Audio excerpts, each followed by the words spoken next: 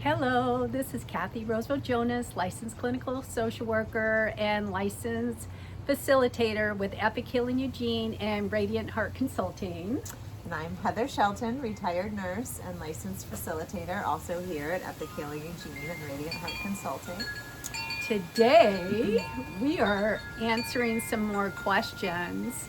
And so, Heather, why don't you start us off? Okay, well, this is kind of a big question, Kathy, and this is a question that we do hear often in our discovery calls of people who are curious about what we do is, how do these mushrooms even work? Well, we're just going to answer the question kind of more in layman's terms because we could get really down the scientific path. But really, how does it work is that there is a calming of a part of our brain called the default mode network. That's the conditioned parts of self, kind of like it's a way of rigid thinking. That part of us gets calmed down and other parts of the brain start to communicate with one another. So that's one easy way to start showing, but I brought a prop today. and I think of the conditioned part of the brain too, Kathy, that default mode network as being the part of our brain that's always working. It's always taking in the millions of different colors and sounds and everything, and then kind of filtering out what we need or don't need. And so that part of our brain is where we talk to ourselves too, right? The messages that we give ourselves that aren't always kind. So that default mode network, and it looks like maybe you have something to show us. I do. So this is a head to demonstrate that what part of the brain gets kind of calmed. So this part of the brain we can think about is the conditioned part of self. So this part of the brain here is what keeps us doing same things over and over in our lives. I like to think about this as kind of like riding the bicycle of our lives. We don't really think about how we might be operating our lives. We just do the same thing over and over. It's also like getting on autopilot, like if you've ever done unconscious driving, you get somewhere, but you realize that you didn't really pay attention to how you got there. So that's all possible because of this conditioned part of the brain. So in a psychedelic experience, is different parts of the brain start to talk to one another that don't normally talk to one another. And this calming of the conditioned part is what quiets. Quiets our very thinking part of our brain. Right. And there are certain times during the psychedelic experience where that quieting of that default mode network or the conditioned part of self is most calm. Do you want to talk about that? When is it most calm, Heather? Well, at this time that we actually like to call the peak, which is kind of in maybe, I would say, really the middle of the psilocybin experience, right? So we climb a mountain, is how we say we climb this mountain for about 2 hours, really, until we get to the top of the mountain here, which is what we call the peak. That peak time is really when we're having the most quieting of our default mode network, so that when this part's quiet, all the other parts can talk. But it takes some work to climb the psychedelic mountain because the conditioned mind, that default mode network that's always online, is online when we first consume the psilocybin, and the psilocybin takes a little bit to get into our system. So it takes some strategies, and this is something we discussed during preparation, is to help the mind and the body, protective parts of self, to calm enough to let the psilocybin take effect and that calming of the default mode network happen. So what are some strategies that we can use to soothe the mind to get the most benefit out of our experience? Yeah, well, there's a couple different things. Often we do start to talk about these things in preparation so that people are coming in feeling like they already have some strategies. Um, I would say probably the one that we really talk about the most is all of our different ways of using mindfulness. And so the breath is really a very important part of that, whether that's in your mindfulness practices or here in the psilocybin experience, because we always have our breath. And so we practice that ahead of time, feeling our breath, going back to the breath, which can be very helpful not only in these psilocybin experiences, but any time in life. Mm-hmm. Right. I think also is one of the common theme that comes up is because of this mind uh, being on overdrive most of the time, and with trauma it might even be hypervigilant to any dangers or threats of change. A lot of people have a complicated relationship with change, so even though people want change, this is a new experience. This is an altered state of consciousness that is starting to creep up. There's some changes and sensations. There's some shifts that are starting to happen, but you're not up on that crest of the mountain enough to have that calming in the default mode network. So there's something that's really helpful, and that's self-soothing self-talk, really coming down to telling yourself, it's okay. I'm okay. I'm ready for this. I'm going to trust. I'm allowing myself to open. All these gentle, self-soothing words. Yeah, one that you taught me when we first met that I really love is just to make this little fist, and this little fist is your inner child or that part that feels scared or tender, and just love that inner child like a baby.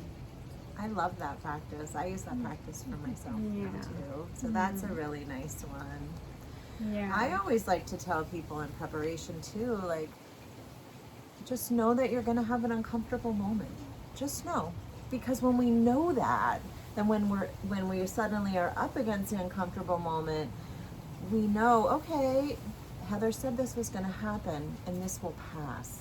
And it does, you know? And so often just knowing, okay, this might be something I come up against, and I know that this is going to change, allows people to relax and let that occur. I've definitely witnessed that too.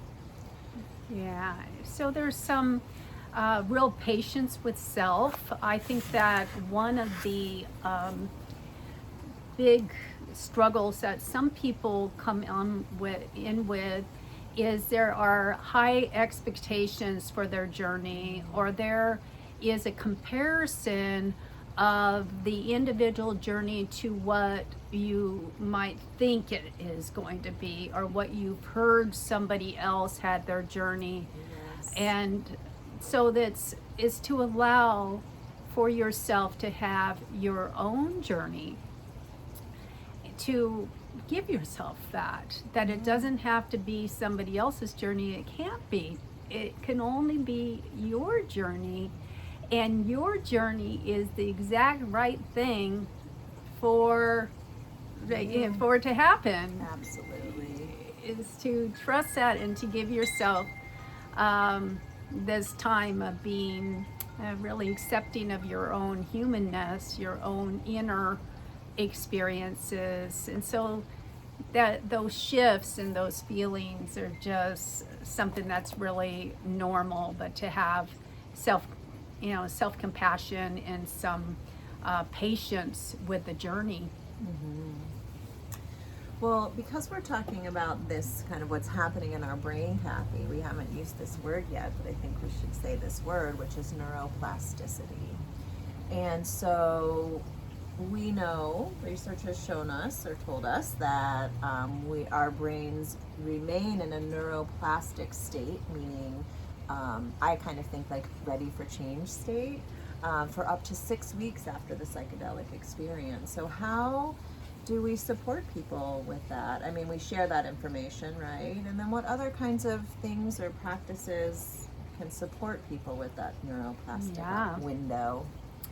And this neuroplasticity change that happens more naturally, it's just part of the psychedelic benefit of having these kind of experiences, are really fostered by what happens prior to your experience and after, as well as during. But really, if you get some momentum in your personal growth path ahead of time, and this has to do with the mindfulness, and that doesn't need to be a scary or overwhelming term. It's really just breathing and coming back into the present moment, breathing and coming back into the present moment.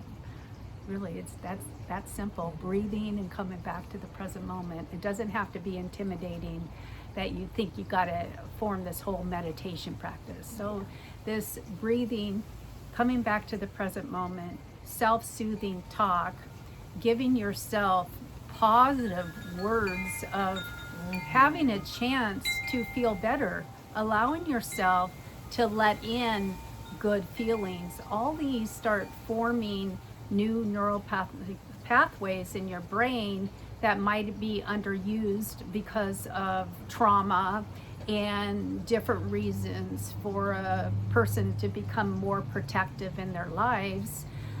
So if these are strategies to use before, and then afterwards is to continue to think about it. What is going to help my brain? What is going to help my continued development? And a lot of that has to do with, again, not getting locked into negative thinking, not allowing your brain to discount the good things that happen during your psychedelic journey, to find ways to carry these gems of insights that happen in everybody's journey. They happen, is to keep those alive. And that's something that we've really built a program about, of long-term preparation and integration as part of the EPIC Healing Eugene programming. And I like to tell people, really specifically at the end of a session too, like, be kind to yourself for these next 6 weeks. It really matters the words that we say in our mind to ourselves or out of our mouth, and to really take time every day to notice, how am I speaking to myself, right? Because as you said, our brains are still shifting and changing and creating kind of these new pathways, so let's utilize them, right? I like this practice I share sometimes with folks after a session, especially if people have been suffering from depression, which is something that I've suffered with in my life. Is smiling is really important. And I'll encourage folks to find something every day that makes you smile. It could be a squirrel or your cat or the blue sky or a funny joke, whatever it is, and then feel what that smile feels like on your face. Feel what your body feels like when you have a smile on your face, because we actually put out different hormones when we're smiling, right? And our body has different chemical makeup. And so what that's doing, it would be called a somatic practice, right? Of feeling in our body what something feels like, but it's retraining our brain, right? If we take time every day to smile and then to notice the smile and feel what it feels like, we're actually retraining our brain. We are helping create these new pathways. So it can be things that are as simple as smiling and noticing, or breathing, right?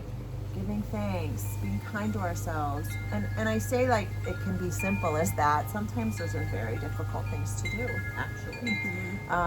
But once we've had our psychedelic experience, we tend to be a little bit more open to that, and we're in the feeling good feel of the psilocybin experience, and so it can be an easier time to start some of those practices. Very true. And back to the psychedelic mountain metaphor, so calming the mind as you're coming up to be able to, then it's going to be easier because the calming in the default mode network's going to happen when everything kind of gels together with the psilocybin and your inner intelligence and where you are in your journey. And then it's really important too, as you're coming down, even on that experience, is to not live life in the rear view mirror of looking at, oh, I wanted to hold on to that experience, or this didn't happen, or this doesn't work for me. Or it's to give a chance for your journey to show you what it's going to show you. And it's really so easy in life for so many of us, and I don't know, it's just kind of our culture. It's very competitive. There's a sense of needing to be a high achiever in life, or this person has more than this other person. There's so many reasons why there's more of a competitive nature of comparison, but to allow this journey to be yours.